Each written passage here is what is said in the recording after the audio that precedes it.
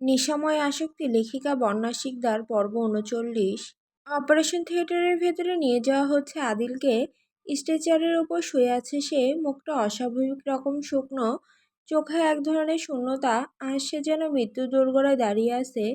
হয়তো কিছুক্ষণ পর সে আবার নিজের আপন মানুষদের কাছে ফিরে আসবে, নয়তো চিরদিনের জন্য তাদের ছেড়ে চলে যাবে এমন এক জগতে যেখান থেকে কেউ আর ফিরে আসে না। ভেতরে ভেতরে ভয় তাকে গ্রাস করছে, বুকের ভেতরটা যেন তোলপাড় হয়ে যাচ্ছে, তবুও ওপরে ওপরে সে শান্ত থাকার চেষ্টা করছে।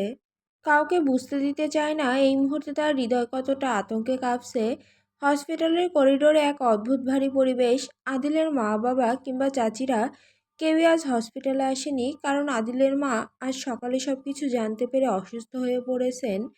ছেলেটার শরীরের ভেতরে এত বড় অসুখ বাধা বেঁধেছে, এই খবরটা তিনি সহ্য করতে পারেননি।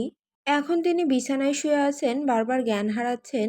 কিছুটা দূরে গম্ভীর মুখে দাঁড়িয়ে আছেন জাহিদ শেখ। তার চোখে কোনো অশ্রু নেই, কিন্তু সেই স্থির মুখের ভেতরে লুকিয়ে আছে অসহ্য কষ্ট। তিনি যেন নিজের ভেতরে ঝড়টাকে কঠিনভাবে আটকে রেখেছেন। আর একটু দূরে আহি, মাহি আর মন ডুকরে ডুকরে কাঁদছে। তাদের কান্না যেন পুরো করিডোর জুড়ে প্রতিধ্বনিত হচ্ছে। সাজ্জাদ আর রাকিব চেষ্টা করছে তাদের সামলাতে, কিন্তু পারছে না। প্রিয় ভাইয়ের এমন অবস্থা কেউ মেনে নিতে পারছে না। অবশেষে স্ট্রেচারটা অপারেশন থিয়েটারের দরজার সামনে এসে থামলো। দরজার উপরে বড় অক্ষরে লেখা অপারেশন থিয়েটার। এই দরজার ভেতরেই নির্ধারণ হবে আদিলের ভাগ্য। স্ট্রেচার থামতে আহিয়া নিজেকে ধরে রাখতে পারল না, দৌড়ে গিয়ে আদিলের কাছে পৌঁছালো। পরের মুহূর্তেই সে ঝাঁপিয়ে পড়ল আদিলের বুকে। আদিল হাত তুলে এক হাতে বোনকে জড়িয়ে ধরল। আহি কাঁদতে কাঁদতে বলল, ভাইয়া প্লিজ তুমি চলে যেও না, আমার খুব কষ্ট হচ্ছে। জানো আম্মু বারবার অজ্ঞান হয়ে যাচ্ছে, তুমি যদি চলে যাও আমরা কেউ বাঁচতে পারবো না। প্লিজ ভাইয়া তুমি ফিরে এসো। আদিল ছোট বোনের কপালে আলতো করে ঠোঁট ছুঁয়ে দিল, তার কণ্ঠ নরম। বোন কাঁদিস না প্লিজ, তোদের চোখের অশ্রু আমি সহ্য করতে পারি না। আল্লাহ চাইলে সব ঠিক হয়ে যাবে। কিন্তু আহির কান্না থামল না, তার চোখ থেকে অঝরে অশ্রু গড়িয়ে পড়ছে। গাল বেয়ে সেই অশ্রু থামার কোনো নামই নেই। সে শক্ত করে ভাইয়ের হাত ধরে রেখেছে, যেন এভাবেই ধরে রাখলে ভাইটা কোথাও যেতে পারবে না। হঠাৎ করে অয়ন দ্রুত পায়ে সেখানে এসে দাঁড়ালো। তার মুখটা গম্ভীর, চোখে কঠিন দায়িত্বের ছাপ। সে ধীর কণ্ঠে বলে উঠল, নার্স পেশেন্ট এখানে কেন? ফার্স্ট থিয়েটারে নিয়ে চলুন।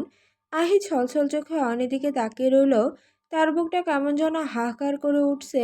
আদিল নিশ্চুপ হয়ে বসে আছে, আর অন্যদিকে মাহি তার থেকে কিছুটা দূরত্ব বজায় রেখে দাঁড়িয়ে আছে। সে এখনো আদিলের সাথে একটা কথাও বলেনি। আদিল ধীরে ধীরে তার দিকে তাকিয়ে নরম স্বরে জিজ্ঞেস করলো, কুইন কথা বলবি না আমার সাথে? মাহি কিছুক্ষণ চুপ করে রইল, তার চোখ ভরে উঠেছে অশ্রুতে।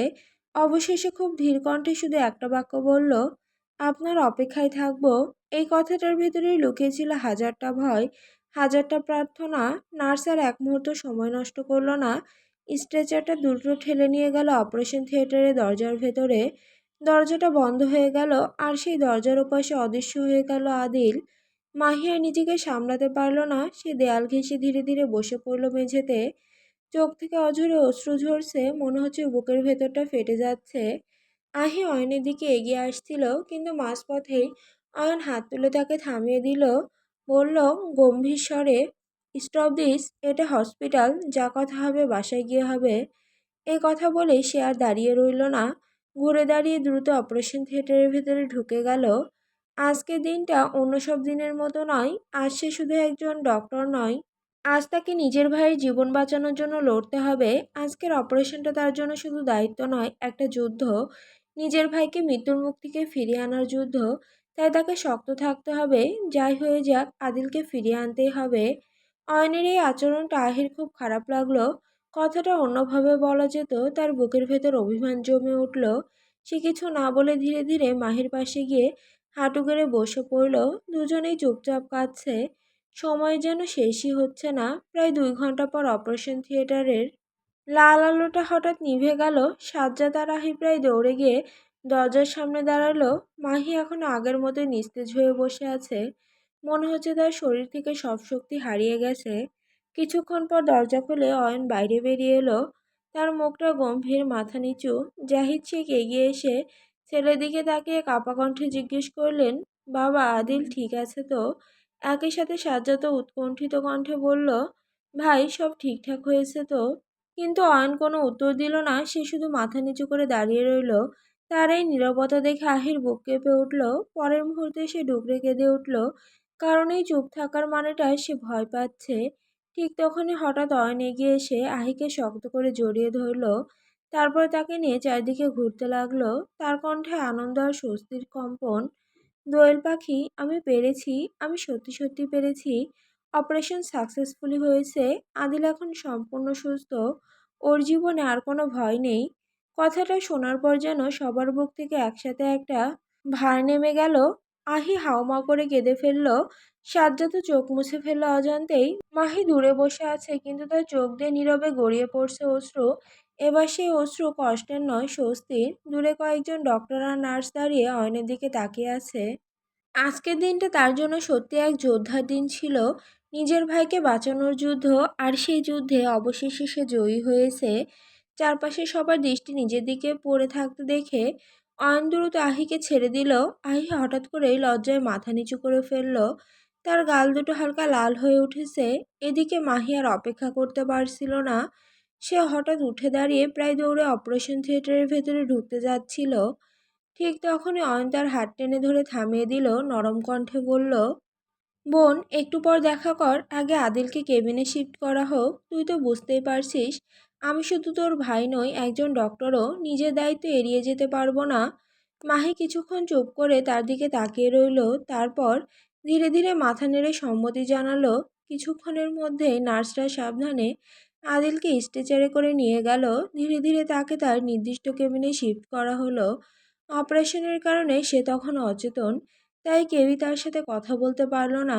কেবিনের ভেতরে একটা অদ্ভুত নীরবতা নেমে এলো। সবাই অপেক্ষা করছে কখন আদিল চোখ খুলবে। প্রায় আধ ঘন্টা পর আদিল ধীরে ধীরে চোখ নড়ল। তারপর আস্তে করে চোখ খুলল। চোখ পিটপিট করে চারপাশে তাকাতে দেখতে পেল তার পরিবারের সবাই তার জ্ঞান ফেরার অপেক্ষায় দাঁড়িয়ে আছে। তার মা চাচিরাও কিছুক্ষণ আগে হসপিটালে এসে পৌঁছেছেন। মায়ের চোখ দুটো কান্নায় লাল হয়ে আছে। ছেলেকে চোখ খুলতে দেখে তিনি আল্লাহর নাম নিতে নিতে চোখ মুছলেন। এক এক করে সবাই আদিলের কাছে গিয়ে খোঁজ খবর নিল। কেউ মাথায় হাত বুলিয়ে দিল, কেউ কপালে চুমু খেলো।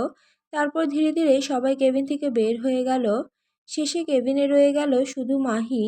সে একটু দূরে গুটিসুটি হয়ে দাঁড়িয়ে আছে, তার ফর্সা মুখটা এখনো ফ্যাকাশে হয়ে আছে।